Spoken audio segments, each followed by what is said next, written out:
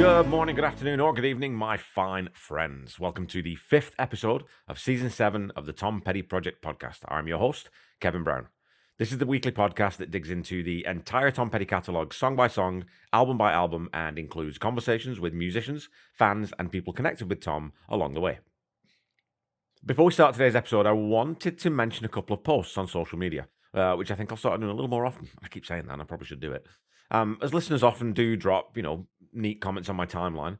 The first is that old Boltonian Paul Roberts, who agrees with me that last week's track, It'll All Work Out, is the best track on the album, followed by Runaway Trains. That song's been on heavy rotation still for me this past week and has become one of my favourite deep cuts from these first 7 albums. The next comment was from my first fan chat guest, Dallas Elliker. And he says, streaming this song on Apple Music sounds better now than I remember the song sounding back in the CD days. It's possible they made some improvements to it when they brought it over to digital. However, this song was included on the soundtrack to the Cameron Crowe movie Elizabethtown. When that version of the song was released, it was remastered and at the time sounded far superior to the Let Me Up version. It'd be great if the whole album got the same treatment, so it's not such a stark difference from the rest of the catalogue. Yeah, and so I still haven't managed to find that version of the song on any of the streaming platforms or on YouTube, so I'll probably have to order the CD at some point to do a side-by-side comparison. I did listen to the vinyl version on the headphones, and you can tell it's been remastered since then. It could have even been slightly remixed because the overall sound is definitely cleaner and brighter, and especially you hear that during that intro. So thanks for the heads up on that, Dallas. I'll definitely try and track down a copy of the soundtrack CD, I think. And this is the stuff that I love to learn from long-time Petty heads who've been immersed in Tom's catalogue for much longer than I have. Today's episode is Let Me Up, I've Had Enough's Side 1 closer, My Life, Your World.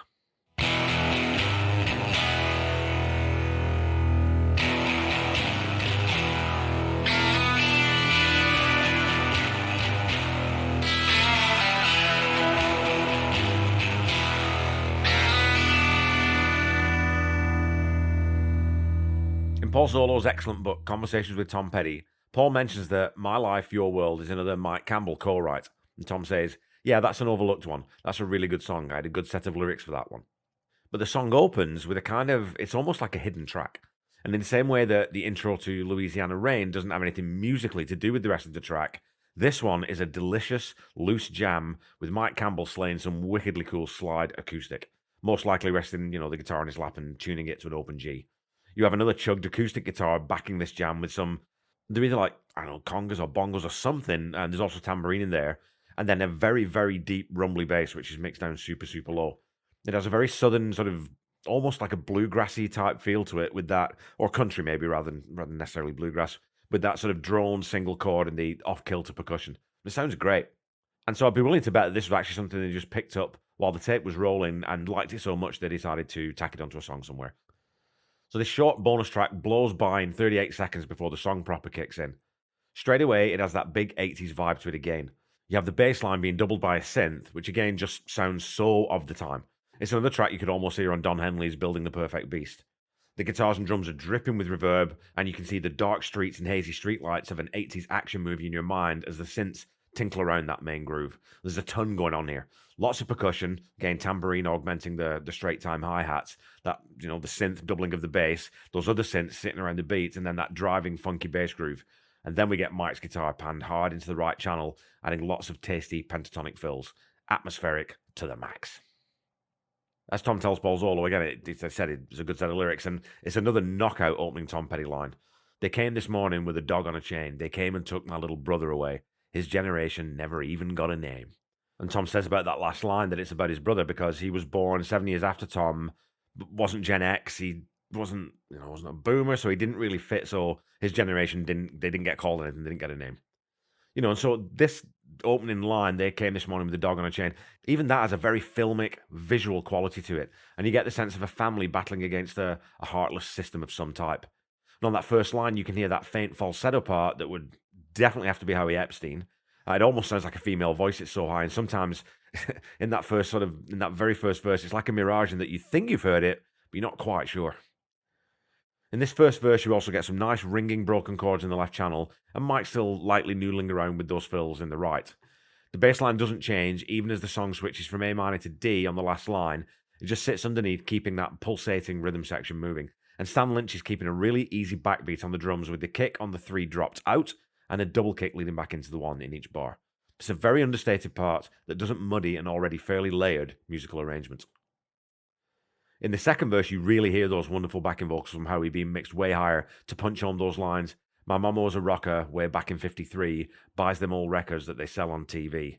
So now we're getting a little bit more info about what definitely sounds like a somewhat sort of hard-nosed blue-collar family. The second verse leads us now into the chorus, where the bass line starts to follow the chord progression, but it's keeping that same rhythmic cadence to the song. We hear Benmont adding in plenty of little runs on the synth, filling in the gaps between the count, and Howie again doubling Tom's vocal line in that falsetto voice an octave above. On the last line, My Life, Your World, we push back into that opening section, or that opening progression of the song, with Mike again laying down more tasty blues licks that have a ton of delay on them, so you get that huge echo effect. And that tone is really reminiscent of Dave Gilmour's playing on Another Brick in the Wall Part 1. It's saturated with that sort of echo and delay. And it adds a lot of atmosphere to the song.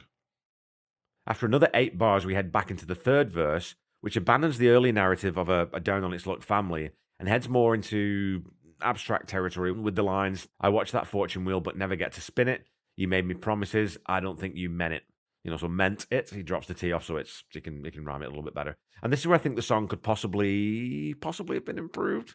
I hate to say that about a Tom Petty lyric, but those opening verses really set a stage. But the song then abandons it almost immediately and doesn't return to that for the rest of the song. The lyrics are still good, but they don't quite mesh thematically for me. This verse is also essentially musically the same as the first two and leads straight into the second iteration of the chorus, which again follows the same template as the first with no real build or push. It's a very subdued, smoky sound. That's all right. It's your world. Hey, this is my life. She's my girl.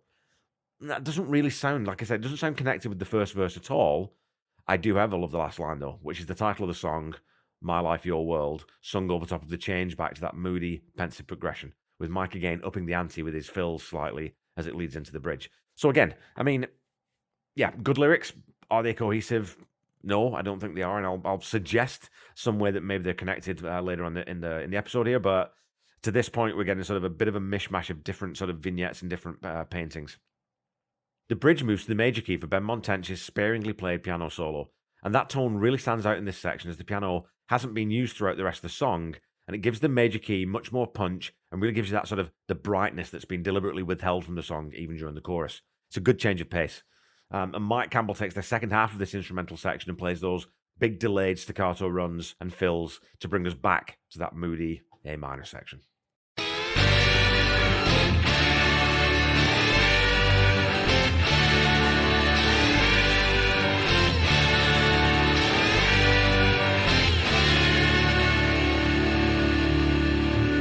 All right, folks, it's time. You know what it's time for, don't you? It's time for some petty trivia. Your question from last week was this. After the breakup of Mudcrutch, Tom Ledden played bass for which legendary US singer? Was it A, Dolly Parton, B, Stevie Nicks, C, Linda Ronstadt, or D, Pat Benatar? Well, the answer is C, Linda Ronstadt. Tom left Mudcrutch in 1972 and moved to Los Angeles following in the steps of his older brother Bernie Ledden, who had recently formed the Eagles with Randy Meisner, Glenn Frey, and Don Henley. Ledden also played bass in Linda Ronstadt's band, but never recorded with her. And in 1976 joined the country rock band Silver, which had a minor top 40 hit the same year with Wham Bam. In 1975, the Eagles recorded one of Ledden's original songs, Hollywood Waltz, and released it on their One of These Nights LP. The final version of the song, however, is credited to Tom Ledden, Bernie Ledden, Glenn Frey, and Don Henley, so I don't know how much they changed it. From what I've heard, it's pretty close to the original. And Tom then later became a guitar teacher in Nashville before being part of the reformed Mudcrutch in 2007 with Mike Campbell, Benmont Tench, Tom Petty, and Randall Marsh. So this week's question is this. Which of the following songs was not played during the Heartbreakers' final show at the Hollywood Bowl on September 25th, 2017? Was it A, You Don't Know How It Feels, B, Walls, C, Refugee, or D, Learning to Fly?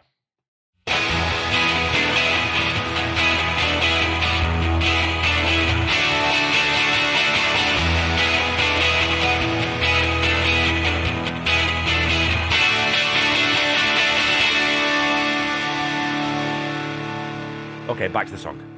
The last verse is another gear shift and now seems to be describing something a bit more broadly apocalyptic than the The troubled family from the first two verses, or that sort of introspective reflection of the third verse. We're now getting a pretty bleak picture being painted by the lines. I tried to leave, but the traffic had been stopped. The beach was burning, and someone was throwing rocks. They said an aeroplane had fallen in my block. If the song was dark before, it's very quickly become ominous and quietly menacing. Nothing really changes in this verse either, and sort of heading into the last chorus, you immediately feel a fade out coming on. You can just feel the song's being set up for that. There is a really cool drum fill heading into that last "My Life, Your World" though, with Stan playing 16s on the snare, accenting and pulling back the hits as well as dropping out the kick to really let that bar hang open into the last line. So after repeating "My Life, Your World" 4 times, we hit the expected fade out. We then get some more guitar from Mike and a couple of simple fills from Stan, but it's a pretty steady, unremarkable fade to the song. Tom's vocal in this one is very relaxed and subdued, but the vocals definitely elevated by the use of Howie's octave above falsetto doubling. The lyrics do seem disjointed, like I've said, but I guess you could make an argument that the narrator is showing that he doesn't feel he has agency in any part of his life. He feels disconnected from your world, in quotes, as this alien foreign thing, and is describing in short vignettes how that disenfranchisement reaches into all aspects of his life. So that could well be an interpretation that makes some sense in retrospect, but given the way a lot of the songs on this album were written, I'm not really sure that this would have been Tom's intent. He was fully capable, obviously, of writing good lyrics that don't always knit together neatly, but fit the melody and the rhythm of a song, and I think this is probably an example of that. I think that's what this song is. The production on this one feels a little thick to me. There's a lot crammed into it sonically, with the doubled bass line, the synths, the layered, delay-heavy guitars, and the doubled vocals. It fills out the sonic palette, so there's not much room for anything else.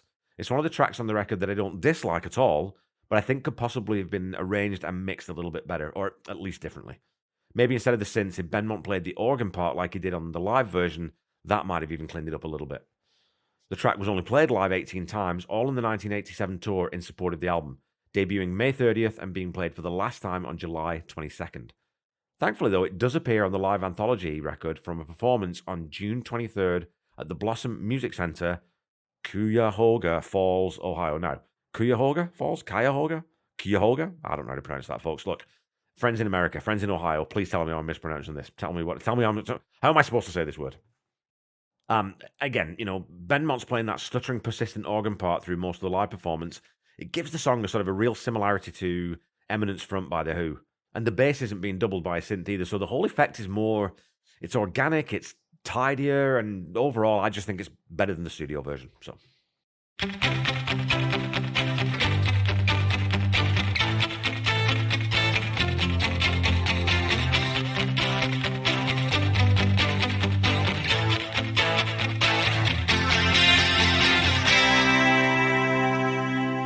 Okay, Pettyheads, we're all done with side 1 of Let Me Up, I've Had Enough already.